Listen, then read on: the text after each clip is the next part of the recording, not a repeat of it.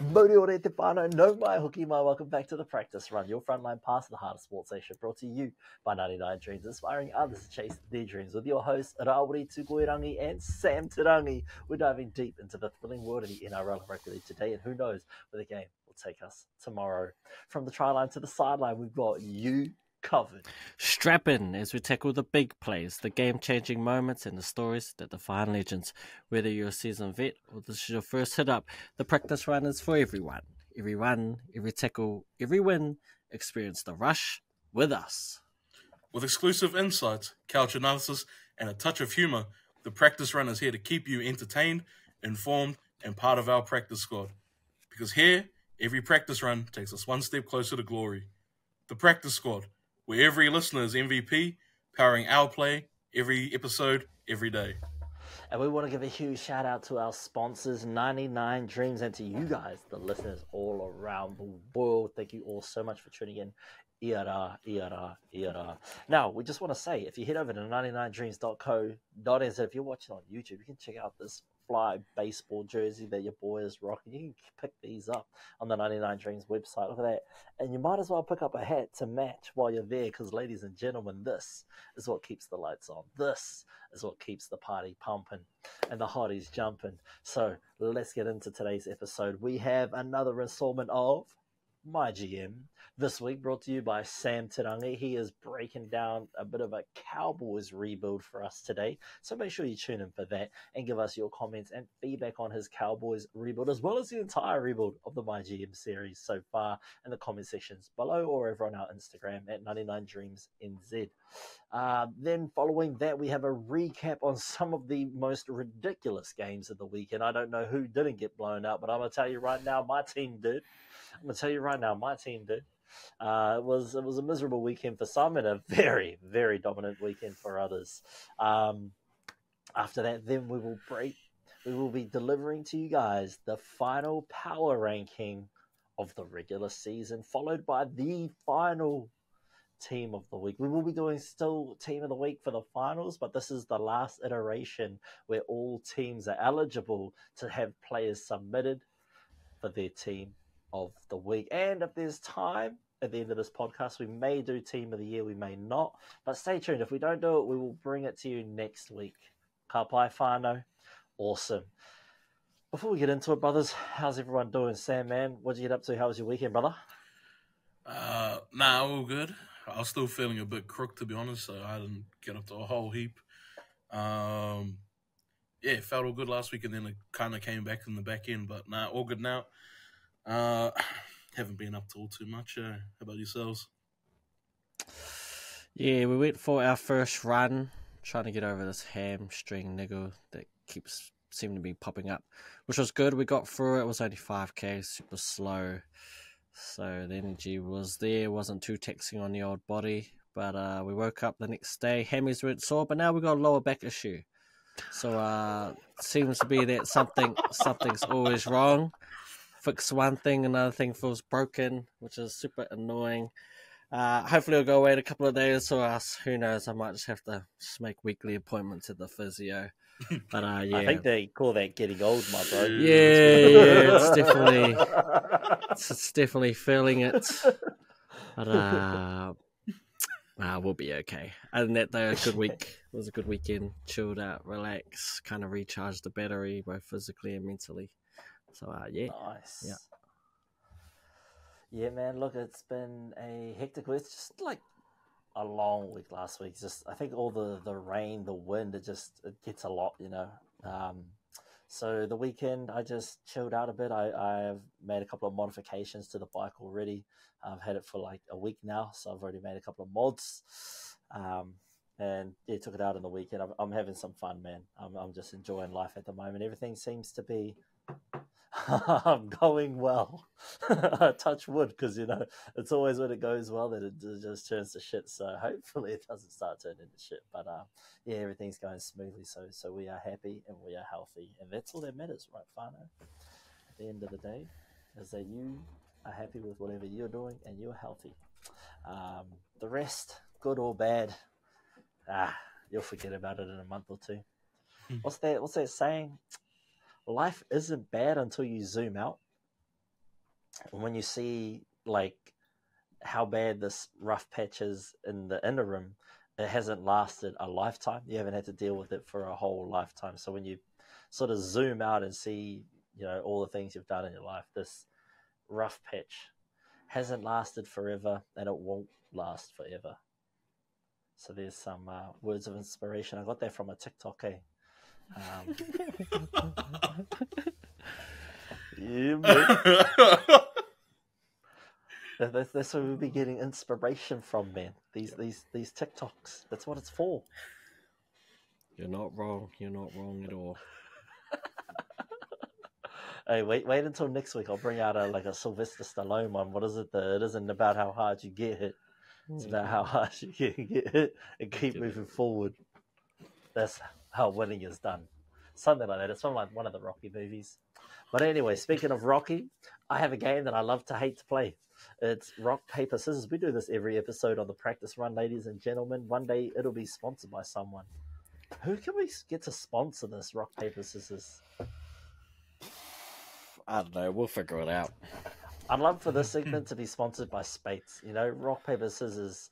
Have a Spates with your mates and play some rock, paper, scissors. Ain't no better way to pass time than beating your mate like 3 consecutive rock, paper, scissors, ladies and gentlemen. But that's what's about to happen. So it goes like this. Paper beats a rocker beats a scissor, and a scissor beats a paper. 1, 2, 3, shoot. Winners win, losers lose. That's how it goes, ladies and gentlemen. We don't keep score on this page. Channel. Podcast. Show. Discord. All right, you ready too? It's me and 2 this week because I haven't lost yet since last week. So that's how we're doing it now that we've got 3. Winner stays on, losers challenge and alternate every show. All right. 3, 2, 1, shoot. And up. I don't like that. Oh, okay. Yeah, I didn't like that either. That's why I kept it there. I was like, 3, 2, 1, shoot. I don't like that either. You got me. Nice, yeah. nice. I went scissors on that last one. 2 went rough. Well done, brother. Well done.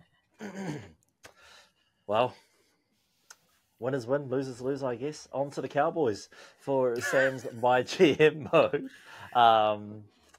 Look, brother, give us the rundown. What have you done? For those who don't know, we are currently running a MyGM series where we take on a fictitious world of NRL. We build these teams up in a way that we want. We allow trades and signings from other competitions. We've currently done over half the league. We've done over half the league. We're on the back 5 or 6 now, and the Cowboys are one of the last teams. Most teams have been decimated of their superstars, so that is something that you need to know, because, most teams don't have their primetime players, but like we said, winners win, losers lose. Sam, tell us about your Cowboys, brother. So obviously I got the Cowboys. I think this was originally going to be one of 2's teams, since he took Cotter. But they have some young pieces coming through the system, and if you go read any of the Cowboys message boards, they're really high on the ones who are coming through in the next couple years. So, I looked into who they've got. Most of them haven't made the top 20, 23 that I've got, just because they're a bit further away than that. But yeah, so I went through, I had a look at it. I looked at who's been traded in, and they had some pretty nice pieces that have been traded in. Like Moser from the Cowboys has been traded in. Jensen from from the Broncos. Jensen from the Cowboys, from the Broncos has also been traded in. And that was it. That was it. I broke down this roster from who was still remaining. Obviously, we lost Val to another trade. Who I didn't have anything from that trade written down, so I probably moved it. Because he was announced as leaving by then. Oh, he got signed. Okay. Yeah. So he's just a free sign. I did have some conversations about could I keep Carl Felt and stop him from leaving, but he's gone. He's signed. So the ones who I looked at and said, definitely I'm retaining Labert. You know, he's a young centre for the Cowboys. Played a few games this season. He looked really good when he was there. The other one was Tommy Dearden. Nobody took Dearden, so I was very happy to keep him. The other one, kind of out of sight, out of mind, Cohen Hess. I feel like he's been really good when he's been able to play, but he's had a torn ACL this season, so he's missed the whole season. That was who I looked at and I said, right, basically those are the ones that aren't going anywhere. The first trade I did was went to the Sharks, you know. Basically, one of my big things was trying to get Queenslanders in here with this being the final Queensland team. There were some who I would have really liked to have had that, you know, I couldn't get. But I managed to get a fair few back here. I think there's only one non-Queenslander in this team. Right, so the first trade I made was I sent Scott Drinkwater to the Sharks for Atkinson and Phoenix Crossan. He's the one non-Queenslander in the team. Crossan's had a really up and down year at the Knights. I feel like his best season was last year when he was a full-time 9. He was good. He was going to make the Kiwi squad until he got injured, or he did make it. I can't quite remember. But yeah, I've got Crossan coming in at 9. I've got Atkinson. I've put him in at centre at the moment just because he covers centre. He can cover in the halves as well. And I've got Moser coming off the bench. Where do we go with my next move? My next move, I originally had a move for Taulagi to the Storm. But that one kind of got nixed. So I retained Taulagi on the wing. The next one is the Raiders have a lot of Queenslanders. So I made a large trade. A large trade between the Raiders and the Cowboys. For the Raiders, for the Cowboys, we signed Mikey Lewis and Sean Stevenson. Mikey Lewis is from the Super League. Sean Stevenson from Super Rugby. We don't know what's happening with him since he didn't make the All Blacks this year, so assumed he was, you know, kind of free game. Is that all good? Yeah, no qualms there. Like, there's already talks of him potentially going somewhere else anyway instead of Super Rugby, so GG's. All right, cool. So I signed them. Very much the same thinking as when you sign the Welsh bro from NFL. I'm going to sign and trade them. So they're going in to the Raiders in a package along with Kai O'Donnell, who's been signed from the Super League for next year. He was previously at the Raiders before he moved to the Super League. We've got Mark Nichols, Ray Stone, who both came over in the Ruben Cotter trade. Griffin Neem, I would have loved to have kept you, but you got to go. Damn. You got to go, yeah. So sad. Who's also just announced yesterday that he has re-upped with the Cowboys. He's picked up his contract. We'll let this one slide because it's kind of happened at the same time. So this one, it's all good, Fano. It's all good. We know you guys will be in the comments. Kenny Bromwich, you're also moving. He also came over in the Cotter move. I'm sending Jeremiah Nana to the Raiders along with Jonathan Tamalolo, Vilea, Jonathan? and... Yeah, is it not? Jason, fuck. I'm tired, dude. I'm tired. Jason, yeah. I have it as JT. JT's with the Cowboys. Hey, I got both. But yeah, Vilea and Valame are also going over to the Raiders. In return, the Raiders Queenslanders have said, hey man, it's cold down here. We want to go home. So I've sent to the Cowboys Jerome Buller, Xavier Savage, Jamal Fogarty, Papali, Kafusi, who I had made a separate deal with the Raiders to get him from somewhere, and Kafusi ended up coming back. We also sent Hopewadi up here, but he's getting rerouted to the Tigers. And then Hornsborough also came up since there was the whole thing about him wanting to leave the Raiders, which today he said, he wants to commit to the Raiders and see out his contract. So that wasn't great for me. That wasn't great for me, but I kept it in here anyway because we're sending all the Queenslanders back to Queensland. With Hopewadi, I don't have this trade in here. Oh, no, sorry, I do. All right. My next trade, Helen Lukey. Brother, you have annoyed me so much the last few weeks, and you just happen to have a really good game, but I'd already moved you. Helen Lukey's on his way to the Panthers for Luke Garner and Lindsay Smith. And then I've traded for Lindsay Smith and Lehigh Hopewadi. I am sending both of those guys to the Tigers to get Lindsay Collins and Pataya. They're both Queenslanders as well, so they're getting moved to the Cowboys. Sticking with the theme of trying to get the Queenslanders in Queensland. So the way it kind of ended up working out is that my team won through 17 or 1 through 18, just because I want to keep this young guy, and so I'm going to include him. We've got Jerome Bullard at fullback, Xavier Savage on the wing. Xavier Savage and Murray Taulagi on the wings. We've got Atkinson and Labert in the centres. Dearden and Fogarty in the halves. Lindsay Collins and Papa are up front with Crosland at 9.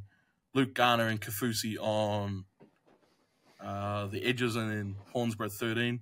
We've got Moser, Corey Jensen, Cohen Hess, and then I've got Pataya as the 17th man. Just figure he can basically play anywhere in the back line if needed.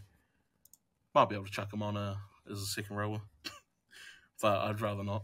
The youngster we have is Purdue, I think is how you say his name.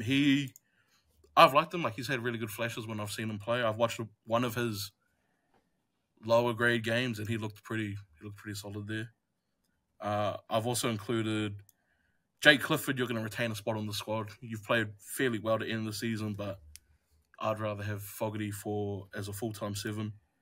They've got Tom Chester, who's like a fullback. He's meant to be all right. They've got some other kid named Duffy McIntyre. And then Sam McIntyre's also kept the spot on the squad, but I don't think he quite cracks that first 17. And then I've also signed Issa from the Super League. He's had a pretty good season over there by the looks of his stats, so we're going to keep him. Also, we're going to sign him and bring him over. So, yeah, that's my team. What are you guys' thoughts on the Cowboys? If you're going for that all Queensland lineup, why don't you start Blake Moser over Crossland? Nah, I'd rather have Crossland. No, it's because I don't think Blake can play like extended minutes at the moment. Games. Yeah, but Billy Walters is starting over him. That's because his dad's the coach. Hey, that's all good. Todd Payton's our coach. You wouldn't see Billy starting over Blake if we had a regular coach. A regular coach. We got a fucking kid's father coaching, so of course he's gonna have favoritism. He's always gonna neglect the things that Billy doesn't do in order to keep other people on the bench. Fair. Billy doesn't start in any other club. I don't know, man. He might start a para. Might start a para, but no. Hands is basically better. Last year, Crosland was unreal at 9. He was so good. So my kind of hope is that we can put him back at 9 full time, and he'll be back to like that, and then we can get Moser in maybe 20, 25 minutes into 25, maybe 30 minutes into the game, and his speed out of the ruck can kind of come on and create things for us. I'm telling you, man, Moser will help you get some attack going. That's what he does with Brisbane, but it takes so long for him to get into the game because his fucking coach holds him back because his son's playing. Nah, I like Moser coming off the bench. I did try to get another 9 there because I wanted Moser to come on play 9, and then potentially be able to make that 9 switch back to 13. But but someone decided, Plath can't come to Queensland. He was never going anywhere. He's already in Queensland. He don't need to move. No, he's not in Queensland. Get the fuck out of here. He's not on the Dolphins. He's in Brisbane. Yeah. Huh? He's in Brisbane. He's already in Queensland. Plays for the Brisbane Dolphins. Is he? The Brisbane Dolphins. Fuck, you're so sad to your Broncos. Fuck yeah. that team. Any thoughts on this one too? No, not really. Looks like a solid team. To be honest, I stopped paying attention after like the 10th move, I think. The 10th move? What are you talking about? It just happened to be a 16-man trade. Oh, yeah, that one. But no, interesting as always to see what you do with these teams. To be fair, with what you had, you've done pretty well. Yeah. No lie. With what the Raiders have, I like what the Raiders got too. So, But yeah, I like this team. I feel like it's able to compete. I don't know if it'll end up making the top 8, just because there's some pretty good teams. Yeah, there's some tough teams in this fantasy competition. But hey, different coach. I think it would have a chance to compete. Top 8, the coach changes it. I'll give you a B plus. B plus. Yeah, it's about. That's what I was going to say too, in that range. Yeah, I'll take it. Hey man, with what you had, you've been able to pull in some big names. Can't say the same for the Eels reboot, but it's all good. We didn't have fuck all to begin with. Yeah. But you guys can tune in next week for that one. So I reckon it's a BB plus. You've been able to pull in some big names. God damn. So close. I was so close to keeping Nanai. I was gonna try to go for Coates and Nanai on the same edge and just say we're kicking there every single intercept. We've got to come up with something, but Coates wasn't about moving. He likes it down in Melbourne, apparently. Hey, it's a winning system. It's a winning system, man. And speaking of winning systems, speaking of Melbourne Storm, let's get into our first of this weekend's big blowouts. It was yoo-hoo, big summer blowouts. And it was, ladies and gentlemen, as the Brisbane Broncos played host at what used to be a fortress. What used to be a stadium of solace, a stadium of dignity, a pitch where legends were born. Now it's just a grass. It's a field of mockery. You've heard of a field of dreams, ladies and gentlemen. This is the field of disappointments. I just can't express how disappointed I am in this team. 90 points in 2 weeks is just ridiculous. That's ridiculous. How are you going to let 90 points get scored on you in 2 weeks? That's no mana, no defense. And for some reason, Josh Rogers just wants to piss me off and start scoring the back end of the freaking season. I've been so mad at him all year. Still mad at him. His team still sucks. Now I got that out of the way. Congratulations to Melbourne Storm for wrapping up the season on a huge victory. That was a statement victory, I think, from the Melbourne Storm coming into the finals now as we sort of push towards that premiership. It's now's the time. You don't want the wheels to fall off, and we see the wheels falling off of a couple of teams throughout the weekend. But Melbourne Storm, they stayed true to the kaupapa. Everyone had a bit of a rest last week, and Hughes comes out and scores a hat trick. Warbrick comes out and scores a hat trick. It was raining tries for the Storm over the Thursday night banger. Was it a banger? Not for me. Definitely for Melbourne fans. This game really reiterated why we are as far down the ladder as we are and why Melbourne are the cream of the 2024 crop. They reiterated why Craig Bellamy is one of the greatest coaches of all time. why this Melbourne Storm team really is a continuation of that dynasty. That dynasty started in like the late 2000s. 2000, they started building from 2008, 9, 10 into that era, and then they took out throughout the 2010s, and now they're still finding ways to be dominant or consistent in the 2020s. Man, and for what? How young this team are? When did they come around? Like 99, 97, something like that, eh? That's when we found out. Yeah. Yeah. And for them to still be this good, I think this is, what is the word I'm looking for? Perfect signs of a team peaking at the right time of the season. The past 2 games, we've seen Munster really shine.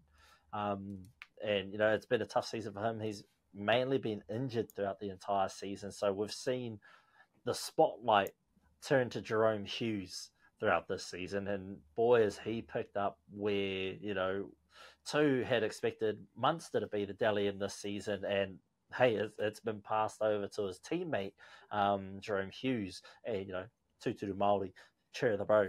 Hopefully he gets it.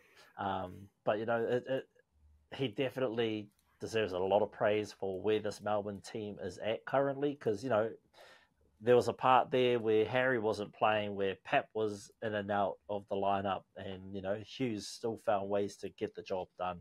And, great, well-built team. I don't think there's anyone in that forward pack that stands out, but they all just find ways to get it done. Like, there was no Origin players outside of Grant and Coates from this Melbourne side, right? That was the only 2 this year for Origin. Yeah, I believe so. None of their forwards made it. Nah, because Christian didn't make it, and I don't think some of the other boys aren't eligible. Nelson, bit of a late bloom this season. He was missing playing reserve grade footy for most of the start of the season, and ever since being called back up, he's just been a monster. Really liking what I'm seeing from Pep. He's coming off of pretty big injuries the past couple of years that have kept him sidelined for such a long time. And, the tenacity and intensity at which he's still attacking the game has impressed me this season from Ryan Papenhuyzen. So, I don't know, man, because Whaelongo, he's out for a little bit, eh? Yeah, he does hammy, right? Yeah. Let me just pull up their injury list, because Pep's out for a little bit too, eh? No, he's back, isn't he? Pep's back now? Yeah, I think so. Let me just pull that up, because that was the only thing I was... Well, because his was a cork, right? The Pep one? Yeah. But see, with those, it could be a week, could be 2 weeks. Yeah, well, Whaelongo is out, probably 2 to 4? I saw something that said 2 to 6, but... Well, that's his season done. So, finals, week 3, Whaelongo's due back, based off of their whatever you call this injury thing. We've got, Pep's TBC. So, could be this week, could be next week, could be grand final day. We won't know with him. So, that'll be a day-to-day. But, look, he could be named. We'll find out tonight, I guess, if he's named week 1 team for the Tuesday team list. But look, scary what this Storm team can do. They've got the right players in the right positions, and they're peaking at the right time of the season. So if you're a Melbourne Storm fan, get up, get behind your boys. They're going to need all the support they can get, because it's going to be a tough run to the finals. But if there's any team that can get it done, it is Craig Bellamy's Melbourne Storm. I'm glad my Brisbane season's over. I can kick back, relax, and have not a care in the world. Another team that can sit back, relax, and not have a care in the world is Sam's Tigers. Can you give us a rundown of that game, brother? No. No, I refuse. No. There were some promising signs early. Galvin was just involved in everything, and he was really ripping up that left side of the field for us. But yeah, just I don't know. it really felt like the Tigers kind of did what Benji said at the start of the game, where he was like, just play football, play what's in front of you, where we didn't really build anything. Like, we didn't really build a platform to go forward and then attack off of. And, yeah, I don't know. I had real hopes that we were gonna win this game. So to get 60 points put on you, man, it's pretty tough. Dejan actually, like, we were talking in the chat during this game. Tu was saying he looks like he's that guy, and I was like, full shit. He's all shit. And then, he was for large parts of that game. I'll be honest, I don't really know what to say about this game. It's kind of something where I had a bit of hope, and then, it just kind of steamrolled. It just kind of steamrolled and never really let up. There were no points where I thought, we might get back into this game. Damn, Para put 11 tries on us. Holy. I don't know. There's no words. There's no words. It was one of the things I was really scared about with this game. Was that how last week, how you guys said, you felt like Eels might get off to a fast start and then we tracked them down? I've seen teams get off to a fast start, and if that ref ain't with us, we don't track them down. We don't track them down. And that ref, at times, I was like, yeah, this ref on. At times, this ref sucks. That bunker sucks. Hey, that Gutho one, where he flopped. Thank God that ref didn't give it. Had the ref given it, I would have turned the game off and just said, nah, I'm out. I'm done. Gee, I was like, oh, man. I'm done. Gutho with Golden Globe nominations with that one. Jesus. That was horrendous. That was a horrendous flop. I think the only thing worse than that was Seyfarth trying to offload the ball in their own goal. And the ball goes straight to Gutho. That was, yeah. That was bad. Regal Campbell Gillard got to have a shot of goal. That's how much they were blowing us out. For the spoon, too. Shoot, that's disrespectful. That game was painful, man. This game was so painful. I don't know. You guys will watch it. What do you guys think about this game? Have you heard how their Mad Monday went? No. I just didn't care. I didn't care. I wanted to hear nothing about how this team went. After that, they dished that up. The wooden spoon game. Oh. It's got to do a mean karakia and move on to 2025. That's what I did, G. Did a karakia and, put all that hate into that last segment there with the Broncos. I can't. It's Parramatta. Any other team could have done this and it would have been fine. Para? Oh. That was a pretty big disgrace. Yeah. But that just sums up where Parramatta's been all season. Shit. Shit. The fact that they're in this game. The fact that they had a chance with that roster to be wooden spooners. Shit. Let's move on. Let's move on. I'm losing it with this game. You want to move on, eh? All right, then. I had things written for this game, and I can't. Yeah, there was... The king of the spoon is in mourning. That's fair enough. Yeah. That's so rude, too. It's been blank. It's been blank every other episode. Get in here. King of the spoon, huh? Oh. Alrighty, well, we can move on to the next game and let you dwell on that spoon. But the second of the Friday night games was the Rabbitohs against the Roosters, and I didn't actually know that they played for the trophy. The Coat, what's his name? The new immortal? Ron Coot. Ron Yeah, Coot, yeah. The Ron Coot Cup or Is something. he Lachlan Coote's old man? I actually don't know. Or like Koro or Whanaunga? You would assume so, because I feel that's such a rare last name. Yeah. But I don't know any Cootes, eh? Yeah.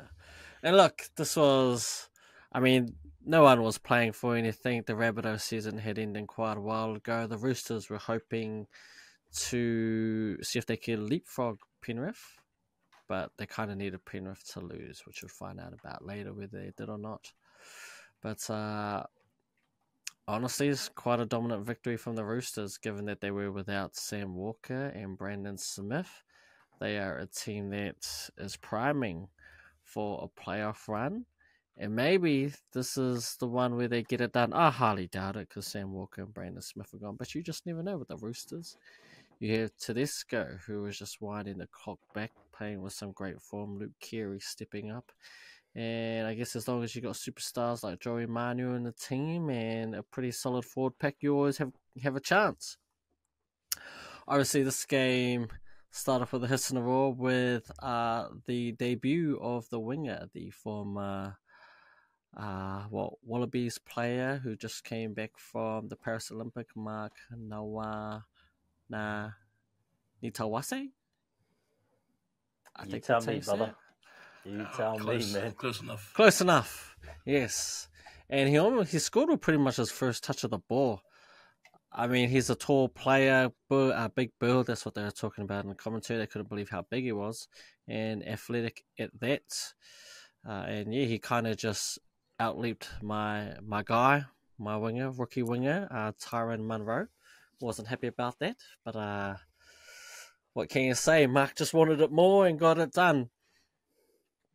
But I mean, all around, Roosters are just, I felt as though they had this one in the bag. Kind of never looked out of control. Rabbitohs made a late comeback with 3 tries in the last 10 minutes.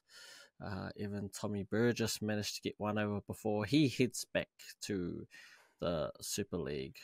Obviously, you have to give a bid to him for his service to the Rabbitohs. Turns out he's played the second most games in the Rabbitohs colours, 249. So if they had made the playoffs, he would have got to 250. Obviously, you got what's his name, Sutton. John Sutton.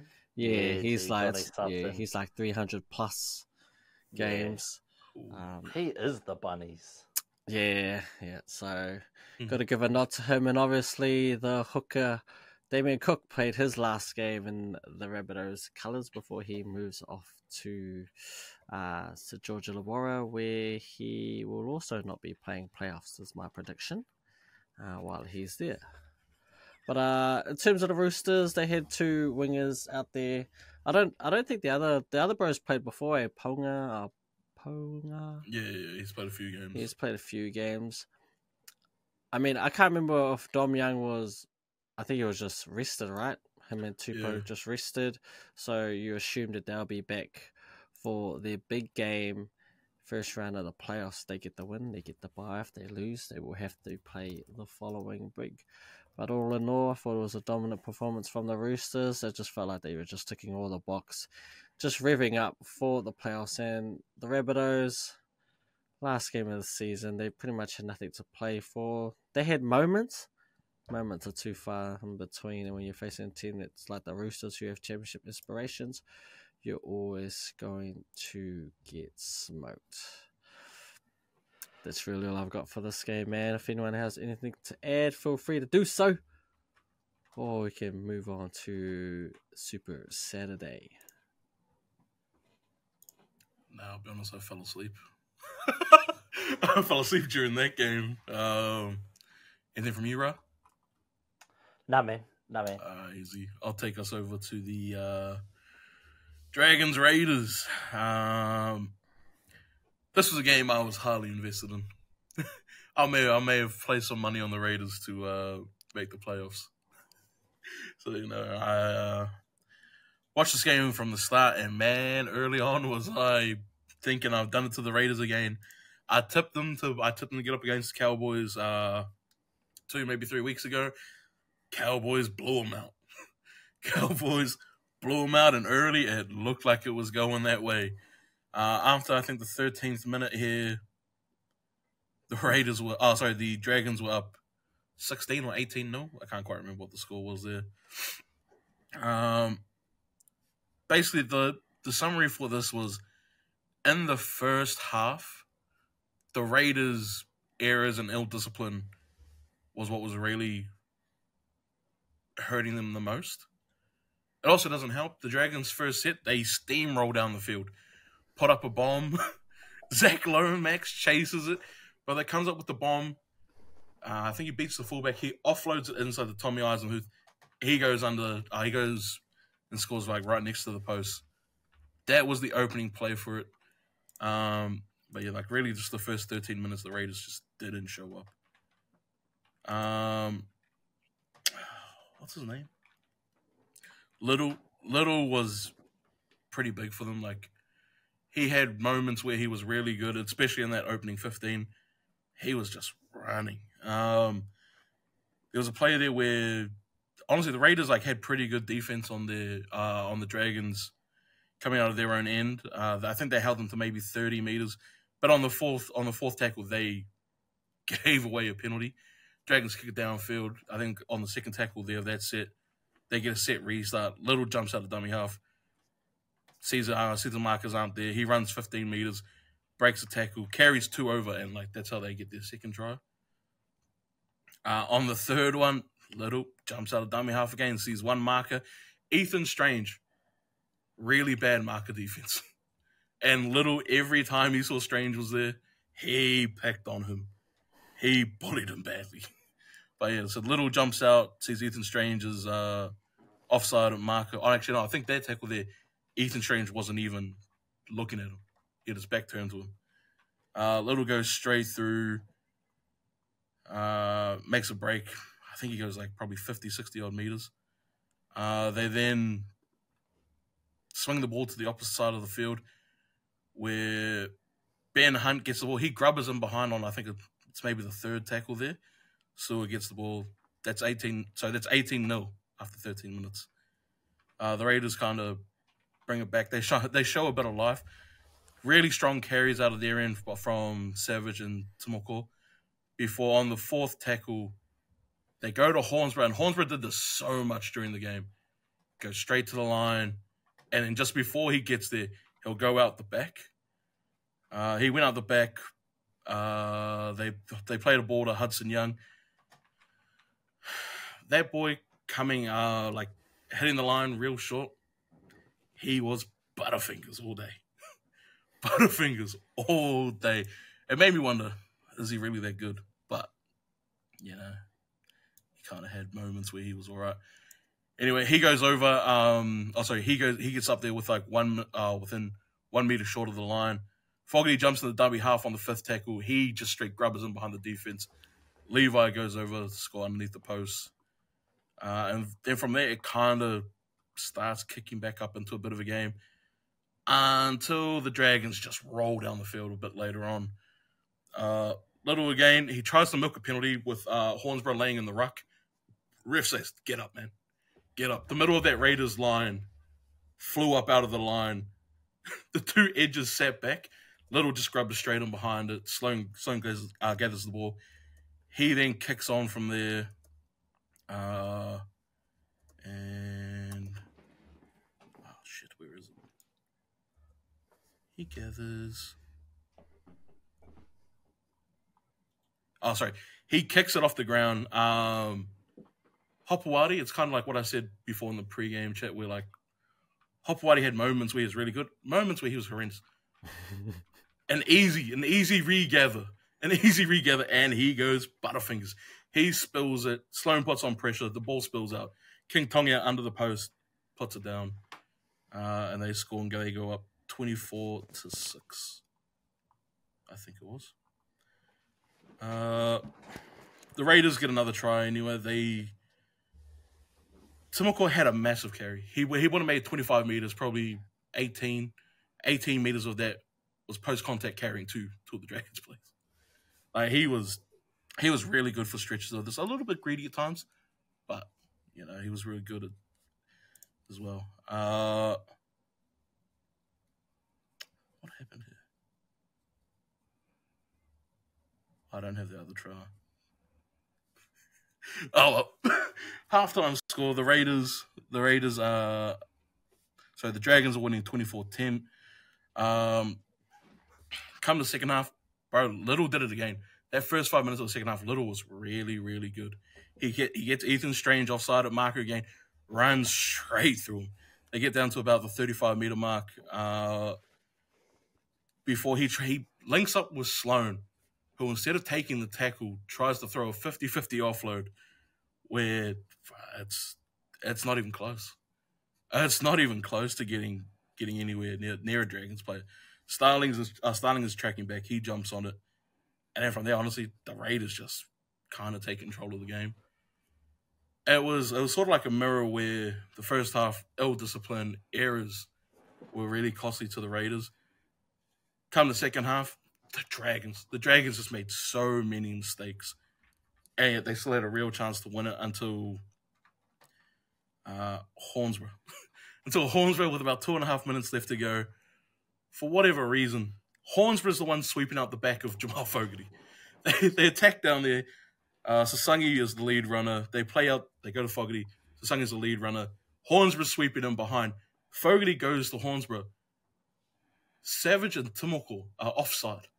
They're offside from where Hornsborough gets the ball. So he has to put a grubber in for himself. Faitala Mariner. Unlucky, bro. Unlucky. That ball hits his thigh, hits his knee, goes straight back to Hornsborough. And Hornsborough goes over, he scores, he ties up the game with 2.5 minutes left to go. Kyle Weeks has the kick to ice the game. I found it quite funny. They panned to the Raiders bench. I think it was Mariota and who's the other one? Oh, Trey Mooney. Brother, the sparkle fingers were going. They were going while Kyle Weeks was kicking there. Anyway, he makes the kick with 1:40 left, puts the Raiders up by 2. Dragons their final set really confused me. They didn't really throw a whole heap at the Raiders, where I really would have thought they'd have gone all out and tried to win it. But they didn't. They got down to about the halfway mark with, I think, 3 seconds left to go. Pass it back to Lomax for a 46-odd meter drop goal. But Hudson Young gets out there to charge it down. They challenge at the end of that game. I don't know what they were trying to challenge, but they did. And nothing came of it. So the Raiders won 26-24 in a game that was bloody confusing. Bloody confusing. Anything from you guys? I mean... Nah, man, I think you about covered that one. Yeah. Just that last try, just cometh the man, cometh the moment. Sometimes you make your own luck. That ball just wanted him to score, I think, because it bounced too perfectly into his hands. Like a ricochet here, a ricochet there, and it just went their way, and he got the try. Yeah, man. Yeah, you have to feel for the Dragons, but shame. That's what you get. You had like 2 weeks control of your own destiny, and then you just did that. Yeah. So it is what it is. But the Raiders getting the job done. Yes. Well, anyway, let's move on to the second game of Super Saturday. It was my Bulldogs hosting the Cowboys.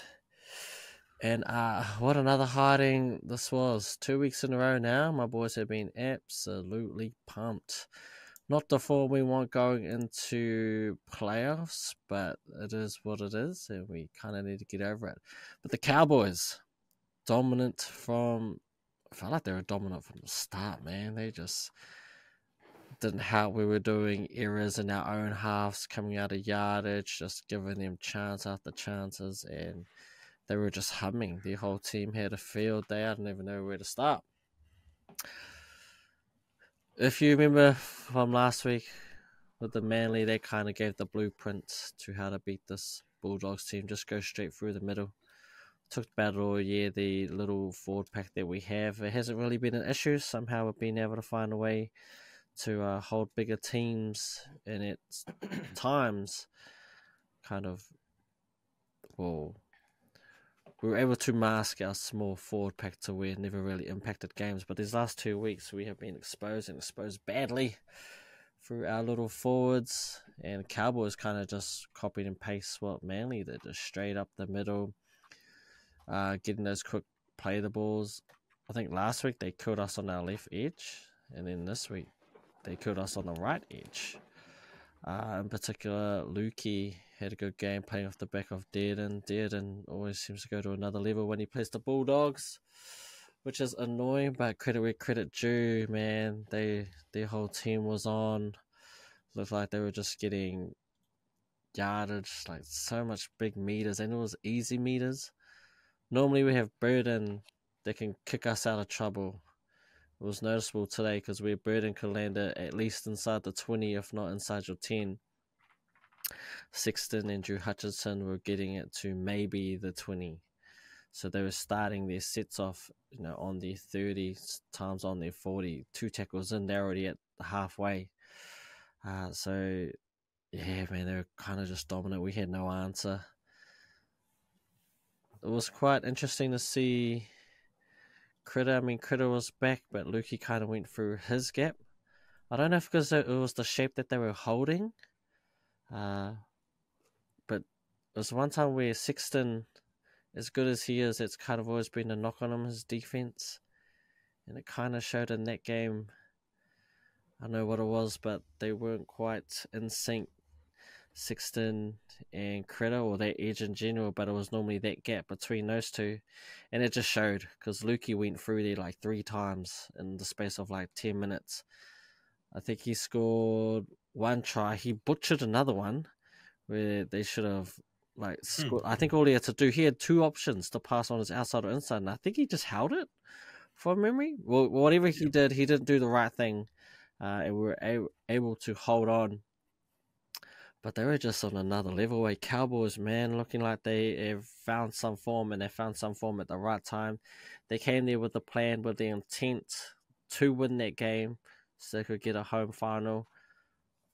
Honestly, I don't know what we were thinking. Looked like didn't even show up, really, and we got put to the sword. Dominant just in every way. I got a few stats here. What is it? Where are we looking at? So position-wise, it was 56% to the Cowboys. We had 44%. Completion rate. They completed 80%, which, to be honest, isn't really that good. But they completed 37 out of their 46. We, as a team, had 38 sets total. So they almost completed as many as we had in total. And then we completed at 63%. So we only completed 24 out of our 38 sets. That's just a recipe for disaster. You can't win at this level if you don't get an even share of position and if you don't complete at high rates. They had 40 more runs than us. This is all runs, so 166 to their 206. All run meters, we had little under 1,300. They had 1949 run meters. So what's that? Over 600 meters run meters more. Post contact, they had an extra 160. Line breaks was 2 to 8. Tackle breaks 37 to our 31. Like all around, just pure domination, and it showed in the final score. Somehow, I mean, tackles made 403 to their 278. So it just shows us how much defending we were doing and just where we spent most of the game, which was defending our line and just watching them march up the field. It did give flashbacks of last year, if I'm being honest, and it's one of the things that's been coming through in the Bulldogs forums. These last 2 weeks have felt a lot like last year's Bulldogs, which is concerning. Do I think we can turn around? Not really. I think Sunday could be, more than likely, will be our last game. Still proud of the boys, considering where we were at the start of the year, where we were picked to end. But just knowing like where we could have been, it's a little bit bittersweet. I just think we peaked a bit too early, and Andrew John said something as well that kind of stood out. He said the way we've been playing this year is based on our grit and based on our defense. But to play like that week in, week out, it takes a toll on you. And it's kind of seemed like that's what's happened to us, because it just feels like we've had no energy these last 2 weeks. We've just got nothing left in the tank. And teams are just starting to steamroll us, and the blueprint or the things that we thought might be an issue at the start of the season have come to fruition. But yeah, look, got to give it to the Cowboys, man. That was a hiding and a half dominant performance from the whole team. I mean, shout out to Kyle Fouts and his last regular season game for the Cowboys. He got his double, which got him to 150 tries in his career. So if he doesn't get another one, at least he cracked that 150 mark. I think they said it in commentary. Don't quote me on this, but I think he might be like, what? There can't be many that scored 150, right? In terms of NRL history.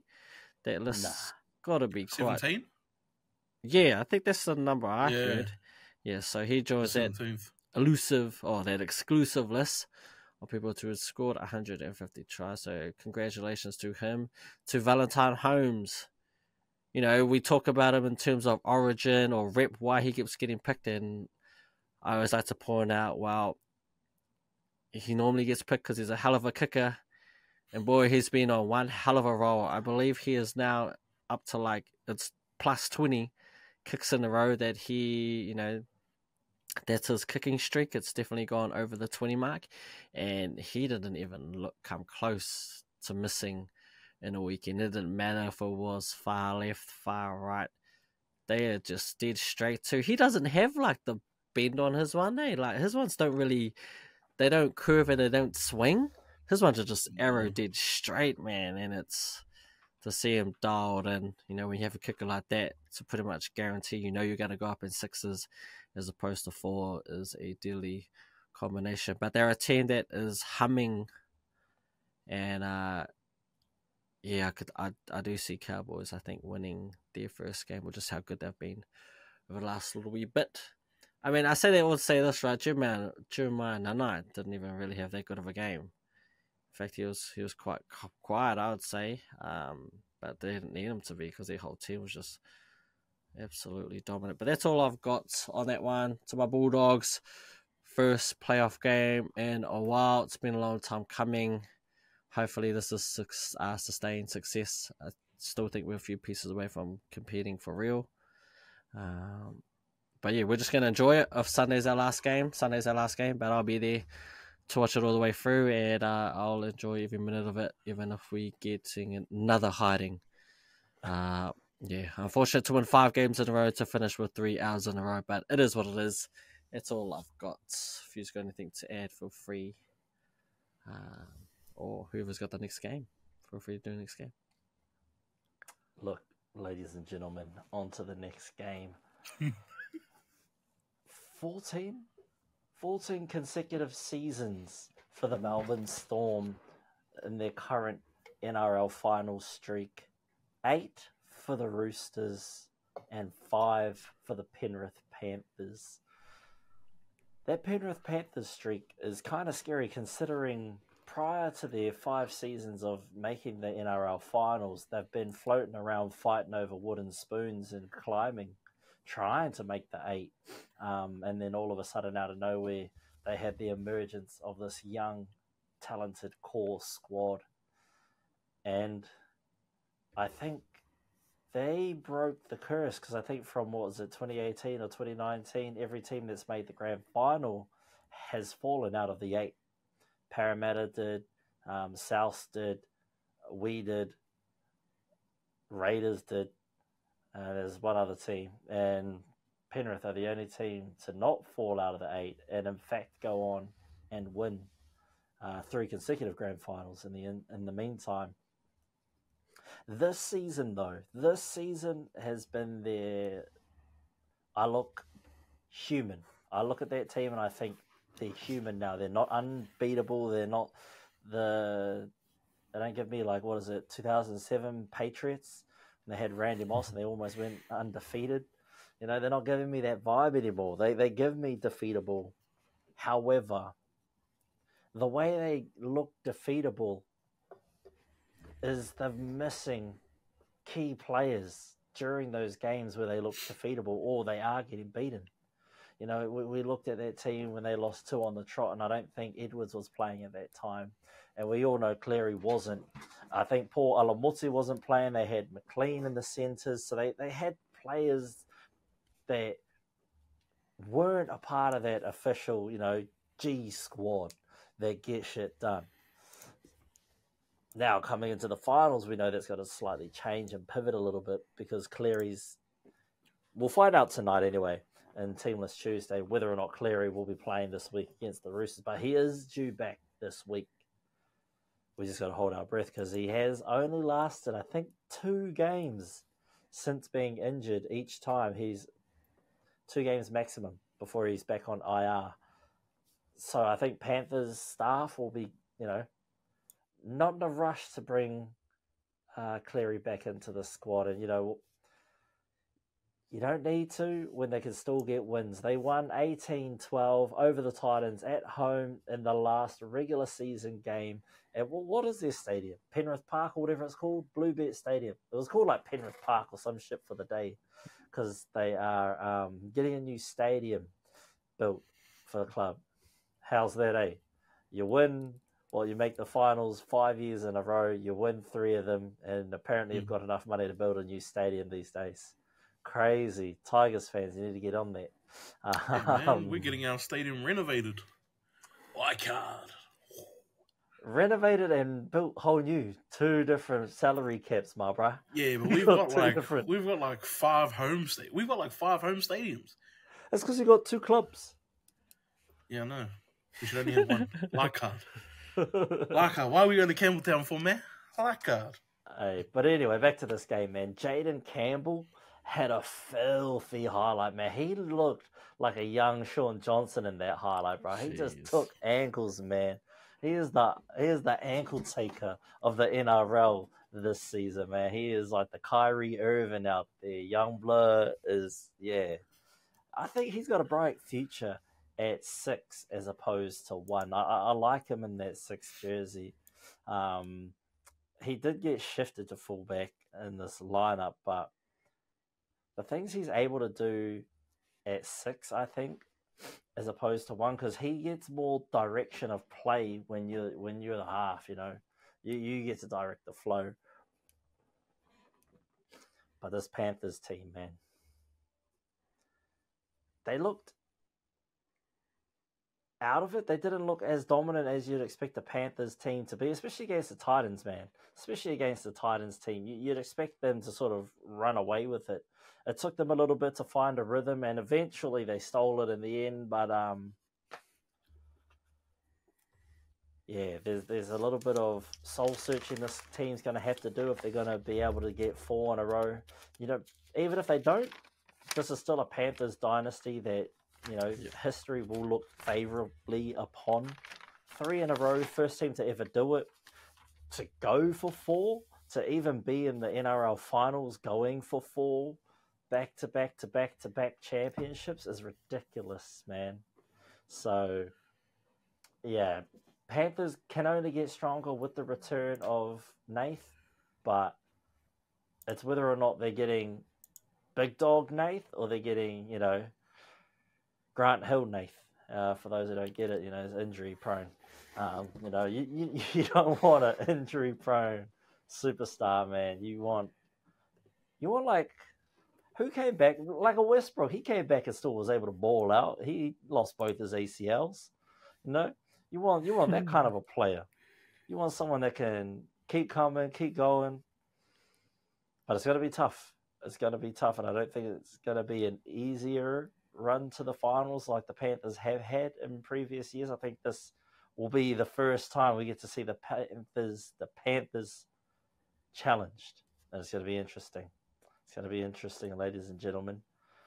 But that's all I've got for the Panthers. I'm going to hand it over to Sam for Sunday's first game. Sunday's first game, we had the Sharks v Manly at, what was it, 4 Pines or whatever? 4 Pines Park. I'll be honest, this is another game where I think we all tipped Manly, right? I think we did. That's Yeah. just because what's his name hadn't won, but we said if Oh, he does Nico. win, yeah. Hey, brother, it's your first win since round 11. Let's go. Let's lad. No. Let's Yeah, I'll be honest, I fell asleep during this game. But from what I remember, I think it was League High Hopewadi had the first chance to open up the scoring, but he knocked it on.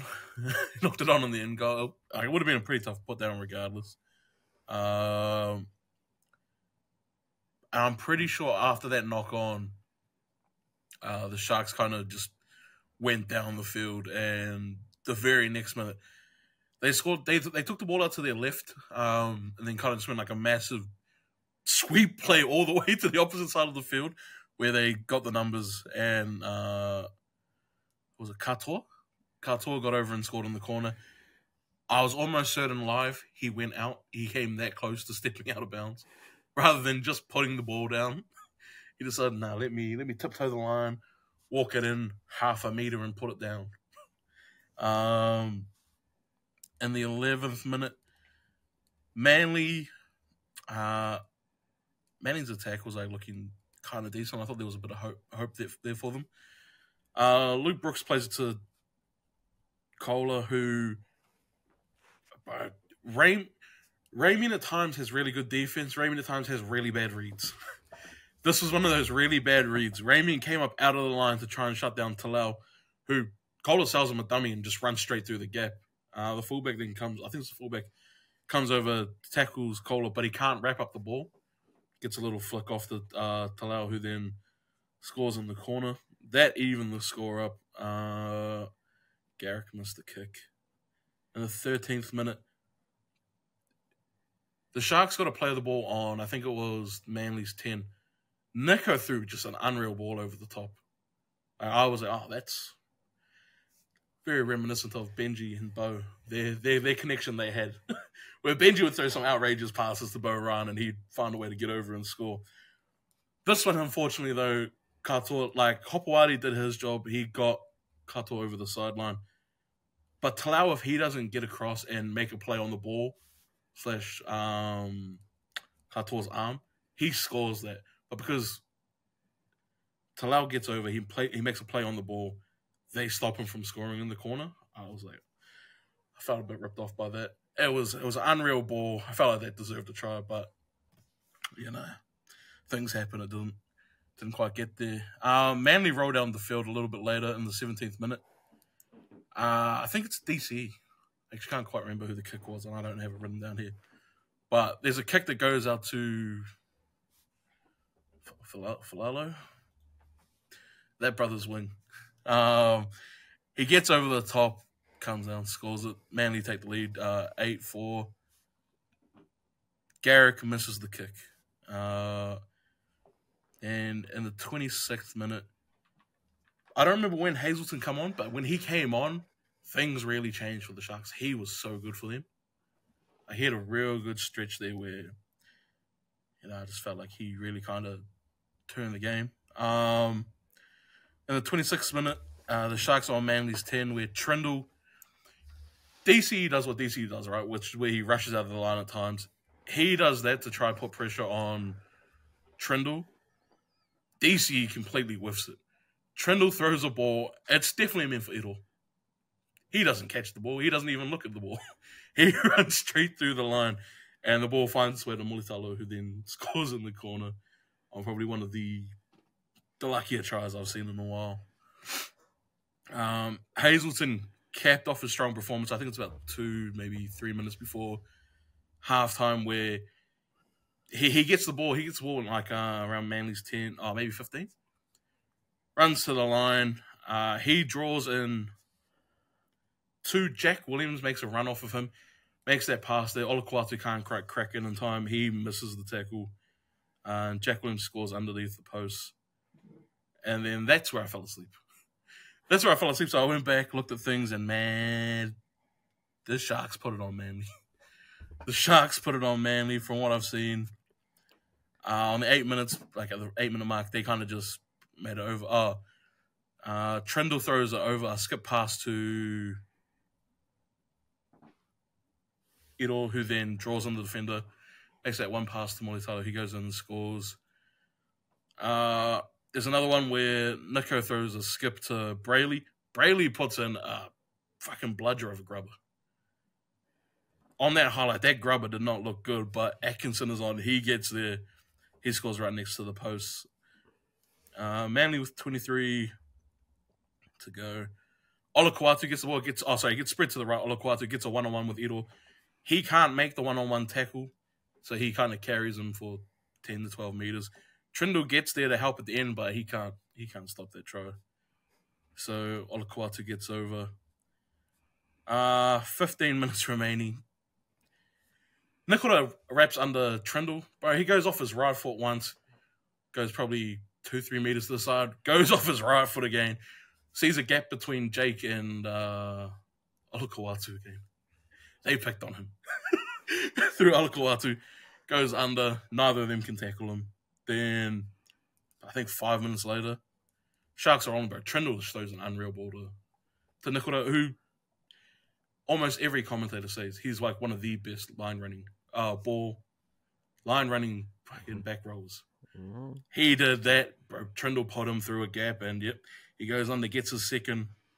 3 minutes later, the game's over. With 3 minutes to remain, the game's over. Talakai rushes up to try to stop Kola. Kola just breaks his tackle. Katoa gets like an arm grab on him, but it's nothing that's really going to stop them. He goes over to score. The final score is 40-20 to Manly. To the Sharks. I don't really know what to read into it because when I was watching, like, Manly weren't particularly good. So it's a little bit concerning when I may have placed some money on Manly to make the grand final. Paying $9. So yeah, it's a little concerning. Like Turbo's coming back next week. Hopefully Saab's back next week, but I don't know. I haven't actually read the reports on him. It's not great signs. It's not great signs. The only thing that saves them, the Dogs haven't looked good in the last couple of weeks, and they're playing the Dogs. So next week's game, what is it? It's Sunday, right? Yep, Sunday. Next week Sunday will be an interesting game. The two disappointing teams. But yeah, that's all I've got from them. If I hadn't fallen asleep, I would have told you a bit more. But hey, man, that game sucked. That game sucked when I was watching, apart from Hazleton. Oh, look, man. Over to another difficult game to watch. Sunday, 8th of September, Newcastle Knights 14 against the Brisbane Dolphins 6. I was so happy with the outcome of this game. This game was the one that I was actually waiting to watch all weekend. I think it was about 3 weeks ago I said I was enjoying watching some of the Newcastle Knights. This game wasn't as thrilling as the other games. It was just a bit slow. Ponga took a little bit to get involved and get things rolling for his team, but when he did, it started to click and they started to get that roll on. It wasn't exciting. I think the most exciting part happened in the 67th minute when Kaylan Ponga jumped on a loose ball, surrendered, and Jesse Bromwich in his final NRL game just decides to clock the bro, clean in the jaw, hey? Like, he comes down, swinging with force. Bro, Ref should have just sent him red, just instant. Nah, you're done. Nah, fuck him. End of your career, bro. That's how I want it done. Jesse, you're a grub. You're a gronk. You're a mong. Oh. You're absolutely, like, what's going through your head, bro? You know what that actually reminded me of? Sando, when he used to come up out of the line and he would just shoulder some dude. They go to the ground, you just see Sando just come swinging with a massive arm on the ground. That's what that reminded me of. Hey, man. It's just, can't be doing that, man. Can't be doing that in this game. And, you know, that's how you will be remembered now. That is your legacy. Forearm to Kaylan Ponga's head. That is how he will be forever remembered. But this game held a bit more than just a win or a loss. With this game, propelled the Newcastle Knights into their 8th spot, just like I knew they would. Just like I predicted. The Dolphins had played their grand final a week before. Their performance was not up for it this time around. They weren't able to switch it to another gear and take it to that higher level and ascend to the top 8. You know why? Because they will always be the number 2 team in Brisbane. They will always be their number 2 team, ladies and gentlemen. The Broncos might not have made the finals, but neither did the Dolphins. And that's all we care about, ladies and gentlemen. That's all we care about. That means, from my point of view, the Broncos season wasn't a complete failure because the Dolphins didn't make it either. And they have more talent than ours. They have a better coach than us.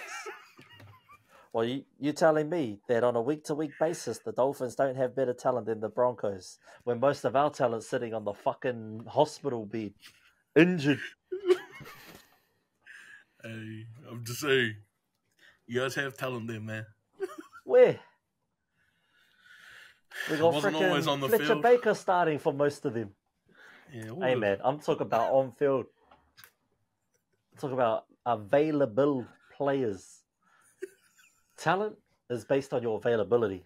You are talentless if you are unavailable. You can't tell me you can't tell me that's wrong, man. If you are unavailable to play, you can't tell me you're a talented player.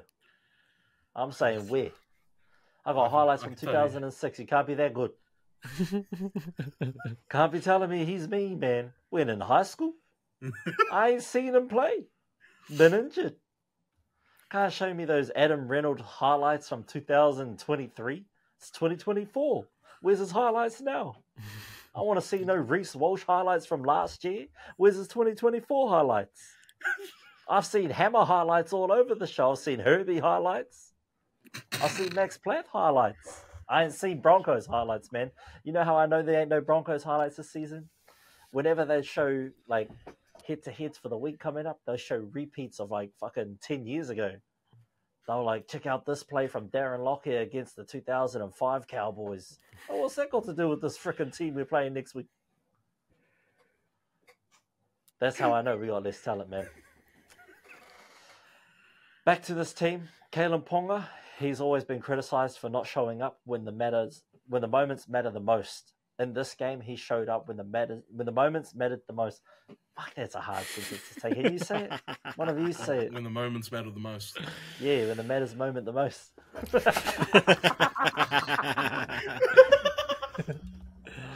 Gee, anyway.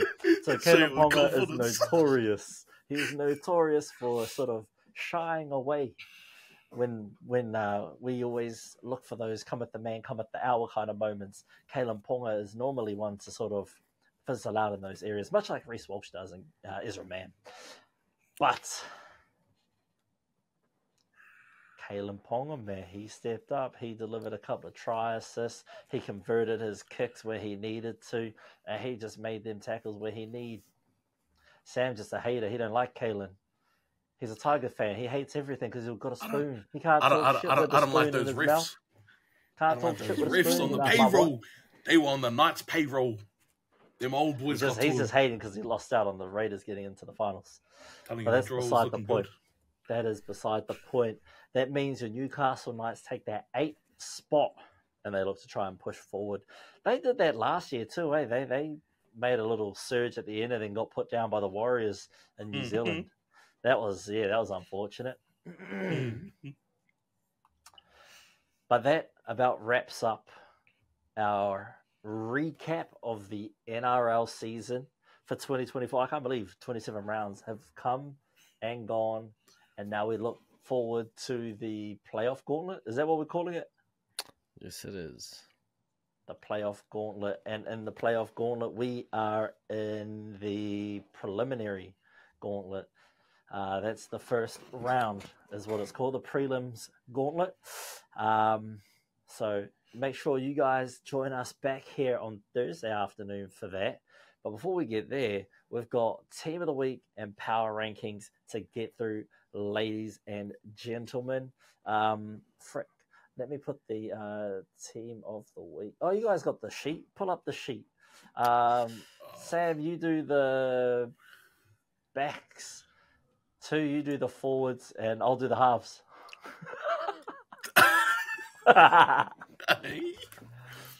I'll You guys got be the honest. sheet? I do not. Round 27. I had it. I think I cancelled out. Where is it? Oh. Anyway, while you find that, I'll do the power rankings. Tonight's power rankings is going to be brought to you by... I had a sponsor in mind when I walked into the office to record this. It is going to be brought to you by Spates. Yeah, Spates. I'm wearing a Spates shirt. Spates, good on you, mate. Share a beer with your mates. Make sure it's Spates. I'm a big fan of the ultra low carb Spates Summit. Pop the top, read a question to the mocha. They removed the mocha, and they put the stars back there. Really? Yeah. Because remember, the stars used to be at the bottom of the bottle. Yeah. And we used to just go, just go to the mocha because the stars is ridiculous. You do the stars on the brown bottles. You go to the mocha on the summit because, That's down right. there. Yes. Because, Mona in the South Island is mocha. They have a weird dialect where they replace the NGs with a K. So we say, to the mocha. There's a fun story. This was us, at Bailey's. It was you, me, a few others. No, was it Bailey's? No, it was another time. But it was that same year. Yeah. I mean, there were a few times. There was a few times. Yeah. But yeah, to the mocha. So you pop the top, ask someone the question. If they get it right, you go to the mocha. If they get it wrong, shame on them. Have a skull. Good times. Drink a beer with Spates, with your mates. Yeah, this practice runs final power rankings of the 2024 season is brought to you by Spates. Good on you, mate. Not actually. We're still responsible. We're practicing, If you want to sponsor us, this is the kind of, delivery you get. It's not professional, but it's a vibe. And that's what we're catching with this power ranking. Let's start at number 1 and we'll go down to the bottom because the bottom isn't looking how you'd expect it to. So I'll start at number 1. We have your minor prems, the Melbourne Storm. In second place, after a couple of late game surges late in the season, we've got your North Queensland Cowboys in second place. In third place are the reigning NRL prems, the Penrith Panthers. At fourth place, making a dive last minute at the end there, the Cronulla Sutherland Sharks. In fifth, your Newcastle Knights. And at sixth, a team that forgot they're eliminated from the playoffs, the Canberra Raiders. At seventh, we've got the Sydney Roosters. Eighth, the Manly Warringah Sea Eagles. Ninth, Canterbury Bankstown Bulldogs. At 10th, we have the non-wooden spooners, the Parramatta Eels. And 11th, we've got the disappointing Dolphins. At 12th, because they had the bye last week, they couldn't move up nor down. That is the New Zealand Warriors. Gold Coast Titans take 13th. St. George Illawarra Dragons are 14th.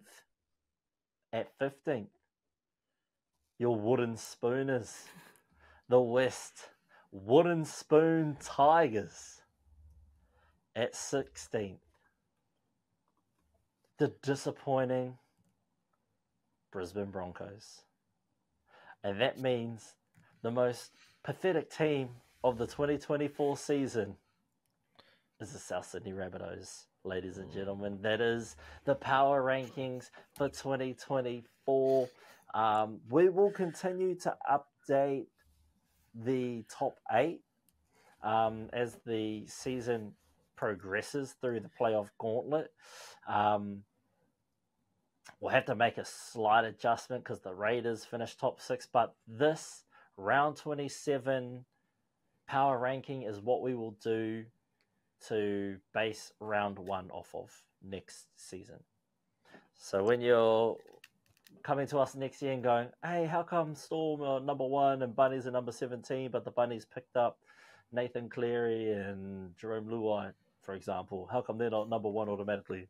Because we're basing it off of this particular table. So make sure to join us back next year for some more power rankings, but the season's not over, ladies and gentlemen, so don't go anywhere. Now let's get back to the Team of the Week presented to you by 99 Dreams. This is the practice runs Team of the Week. Let's get Sam doing the backs, I'll do the halves, and 2 can do the forwards. All right, starting us off at 1, Kaylan Ponga has been named to the Team of the Week. At 2, it's Will Warbrick. At 3, we've got It'll. At 4, we've got Penasini. And at 5, we've got Kyle Felt. And at 6, we've got Tom Dearden. And at 7, do we have the Dally medalist? Jerome Hughes. Surely, ladies and gentlemen. You would think so. Moving to the forwards, we go at prop. We have Griffin Naume. Feels like it's been a while he's been in the team, but our boy, you know we love him on this podcast, and it's good to see him in this team. He has partnered up with Corey Horsburgh after the luckiest kick you will ever see by a forward. Was it the best? No, but it did what it needed to do, and it got them the dub. Actual hooker is the superstar Harry Grant, who of course is just, I know he does some freakish things sometimes. To the second row we go. We have Halem Lukey, who gave my Bulldogs an absolutely hiding, well-deserved. You know, the other edge you have Britton, the quarter, who, like Sam said, runs the best lines in the game, or one of the best lines. And at the 13th, for the final Team of the Week, it is not Paddy Carrigan. I feel a little bit sad about that. He's pretty much made this team for, I feel as though he has a record that's going to be hard to beat. 7 weeks in a row. How many total? 7 weeks. I think I quickly counted up. It's 13? Damn. Maybe... I feel as though it's more than 11, but it's definitely not 14. I feel as though it's in that range, 12 to 13. About half the season. Yep, pretty much every other week. That's consistency, yes. Ladies and gentlemen. So we pay our respects to the man who definitely owned Team of the Week for a large portion of this year, but it wasn't to be. He did not make our final regular season Team of the Week. Instead, that title goes to none other than arguably the best lock in the game, and he has been arguably the best lock for the last few years, while his team's been absolutely dominant. He has played a big role in that. And there's, of course, none other than Isaiah Yeo, and that rounds out your 99 Dreams Team of the Week. Damn, that's a deadly team, ladies and gentlemen. That is a deadly team. And we've about run out of time, so we won't be doing our Team of the Year in this particular episode, unfortunately. However, if we do have some time on Thursday's episode, maybe tune in then to find out who makes the Team of the Year. Does Patrick Carrigan redeem himself and make the Team of the Year? He might not get the final Team of the Week, but hey, he may take out lock for Team of the Year, especially with over half the season being in this team. It's more than enough, I think. But tune in on Thursday's episode for that. Otherwise, I think it's time we start wrapping up the show. Ladies and gentlemen, thank you all so much for listening. From me, just no matter where you are in the world, we appreciate you, your support, your service. Keep listening, keep running up the likes, keep running up the streams. If you can, just replay it. Just replay an episode, just maybe 3 times. Help us boost those numbers. They might not be true, but if they're there, they're there. All we need is a few more streams, ladies and gentlemen, and someone might sponsor us. So thank you all from around the world for your guys' service. I'll throw it over to Sam for some final words before 2 wraps it up with the final word. Yep. Thank you. Yeah. Cheers for listening. I hope you've enjoyed it. Any feedback, hey, let us know in the comments. Yeah. On to you too. Yes, well, as always, we want to give a big shout out to our fans, both near and far. We really do appreciate the support here at the practice run. And there it is, final 27 long weeks are in the books. If your team didn't make it to the playoffs, trash. Now we're left with the last 8 teams who will battle it out in our playoff gauntlet. Is that what Premiership? In the Premiership gauntlet, where only 1 team will survive. We've got 1 month left to go, about 4 weeks left of league. This is when the competition, this is what everyone's been playing with. This is what the preseason, all the hard trainings come into. Now it's time to see who will rise to the top and claim that award and who will falter. This is pretty much the beginning of a new season, and we will close the chapter of 27 hard weeks. They haven't been enjoyable for some teams. Some teams it's been a little bit more fruitful. But the regular season is over, in the books. And come Thursday, we will be shifting gears. We will give you the preview of the first round of the playoffs. But yeah, I still can't believe that we did a whole season. We did a preseason and a whole season. First one down in the books. And thank you for the support, man. If you've come this far, why not join us? We don't got long to go, so join in, Whānau. Get your friends on board. If you want to talk about your team, more than welcome to. If you don't like the way some of us talk about your team, well, hard luck. If you got a problem with it, chuck it in the comments or come on the show and speak your piece. We don't mind. We are a community, a supportive one at that. We might rip into you, but it just shows how much we support each other. Well, I reckon anyway. But until then, Whānau, we will see you on Thursday. So until then, please be safe. And cheer to the cheer, mā te wā.